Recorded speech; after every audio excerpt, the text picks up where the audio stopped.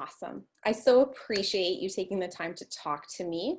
Do you want to just introduce yourself for everybody that's watching this interview? Sure. My name is Sherifa and I am principal at John McLaren Early Education School within San Francisco Unified. That's awesome. And a proud graduate of the Early Childhood Special Yay! Education program a while ago. So my first question is just thinking about how did you find yourself in the field of early childhood special education? How did you find yourself here? Well, I think honestly, it was something that was a long time coming, at least for me. I remember my mother worked with young adults with disabilities in a residential program, and I would go with her in the summers and help out with the Special Olympics and just kind of shadow her when she was at work. And that started to make me, I think, a little bit more intrigued around working with individuals that learned a little bit differently. And I really enjoyed those experiences. And so special education was something that I kind of had an early idea around, what is this field? And then as I grew older, I started working with children in summer camps. And then in high school, I nannied a girl, a 12-year-old girl who had multiple disabilities. And I really found that experience really rewarding. But strangely, I still didn't think that was a career like possibility, but it was something that I knew that I enjoyed. And so when I went to college, when I was an undergrad, my brother had a child, and I started to notice that he wasn't quite hitting those milestones that I would have thought he would be at certain points. And then I started to get a little bit curious around what those look like. I studied psychology and I studied a bit about child development. And so I had a little bit of a background, and that kind of solidified. I really love working with children. I'm seeing that my nephew is going to need some more support. I haven't quite worked with early childhood before. And so that sparked an interest. And I decided I knew I was going to, at that point, pursue teaching. And then I decided to focus in early childhood special education because I felt like that would be the best way to support my nephew. And it's just a great love and passion, and it's exactly where I should be. That's awesome. And you have played numerous roles, I feel like, in San Francisco Unified, right? Mm-hmm. What kind of positions have you held? Yes, when I first started, I started as an early childhood special education SDC teacher. And I started there in Oakland Unified, actually. And then moved over to San Francisco Unified in a program that was a little bit different. It was more of like an integrated program where students were enrolled in a general education pre-K program and then would see me either 2 or 3 days a week, half day, and we would, I would co-teach with a speech and language pathologist. And so that was called our language and learning program. And I primarily had students in my class that had a diagnosis of autism or of a speech and language disorder. Mm-hmm. And that was a really great program. I really enjoyed working in that program, and I felt like there was a lot of benefit to kids. But then I had an opportunity to go into a coaching position. And so I moved into a coaching position for about 4 years where I helped schools. So it was a little bit different because it wasn't necessarily just in the classroom, but I helped schools develop PBIS systems, positive behavior interventions and supports. And really a part of my role was to look at the disproportionality in referrals for young boys, specifically African-American boys, into special education for a variety of reasons, but mostly for emotional disturbance. And I was able to see like interactions between teachers and students in classroom and really begin coaching teachers and building systems for positive behavior interventions, and also for building partnerships with families and children. And I found that really gratifying for a while. But I was servicing a lot of schools, and that was really hard. Quite a bit of schools. I was working all over the district. So I really wanted to be able to hone in and follow through and see the successes from the interventions. And so I decided to go into an administrative position. And so last year I went into an assistant principal position at a K-8, a pre-K-8 school, Mm-hmm. but found Oh, that I was was, it Paul Revere? it was, It was. I it have was been there too possible. with student teachers. Yep. Cool. Yes, absolutely. And yes, and we hired a student that was just coming out of the program. Yes. Well, Win. teacher. Yeah, Was it Winnie? it was. Yes. Yes, Okay. Cool. Yep. yes. Yeah, and she's phenomenal. Yes. Really enjoyed that, but noticed that because of the need at the school, I was being pulled to the middle school side. Mm-hmm. And while I really appreciated being able to support and build some really positive systems, and we had some really good successes, I was missing early childhood. And I kept thinking, if interventions were happening earlier, right, then there would be less need for such high intensity interventions later. Yeah. And so I really wanted to get back to early childhood. And so when I saw that there was a position open at John McLaren, a school that I taught summer school at for 3 years and knew Yeah. staff with, I said, this is what's calling this. It felt like home was calling. I Yeah. needed to be back in that realm. And I'm so excited that John McLaren was actually a possibility, because I actually felt like when I was teaching there, I feel like I could be leader here at some point. And for that to come full circle feels like a blessing. That's so cool. I'm glad that you found yourself there. So when you think about now, like in a leadership position, and thinking that these classes are specifically focused on partnerships with families and in their communities, what do you feel like from all those experiences, what do you feel has shaped your perspective on how to partner with families, or how a school should work with families and get them involved and partner with them? Wonderful question. For me, I believe that through all of my experiences, it always came back to families know their child best. And so we need to listen first. I think that is crucial to building effective partnerships, that they're two-way. We have things that we can offer, right? Of course we do, right? We have a lot of training, right? Specialized training. So we have resources and things to offer families, but they know their child. They know them so well, and they want their children to succeed. And so that is a place where we can build on common ground. And so for me, my approach has always been an open door policy with families. Come in, tell me what's happening with your child at home. I'll tell you what's happening at school. And we're going to think about what your priorities are, how you view success for your child, and we're going to build from there. Yeah, that's such a beautiful way. I was trying to think about where your school is located. And I mean, like many schools in San Francisco, there is great diversity, right, within the families that you are working with. So when you think about then with partnering with families and respecting and getting to know their priorities, their culture, and what they're valuing, and also maybe what they are facing, their barriers, the challenges they're facing. What do you think about within this new context that you're in? How do you help lead a school in being aware of this stuff?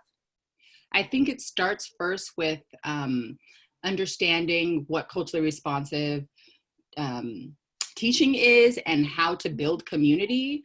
And so with my staff, it's a lot of understanding what values you're bringing into your instructional leadership, and are they syncing up with the values of the community, and being able to have deeper conversations. So we're not just surface, so we're not just having families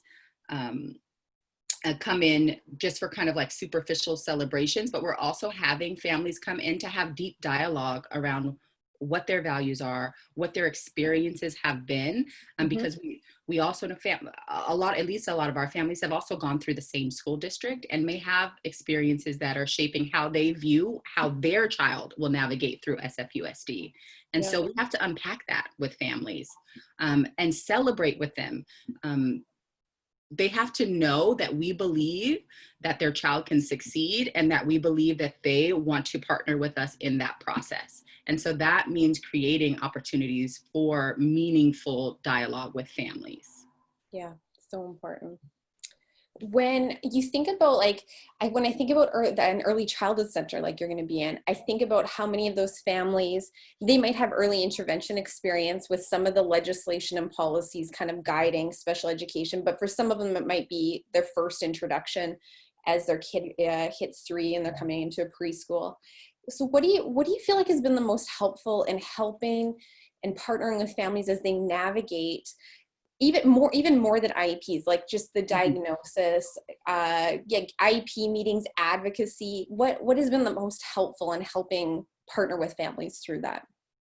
I think one thing is, um, cut the jargon and just talk from the heart with families.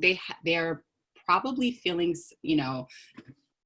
some fear in, what does this mean for my child? What does this mean for my child's future? And so giving the opportunity to have those discussions, to bring up what's coming up for them, and also to know that if a family um, is feeling some type of fear, that can manifest in a lot of different ways, and not to take that personally. They want the best for their child, and they're getting some information that may be hard. And so we have to come to that conversation with compassion as well.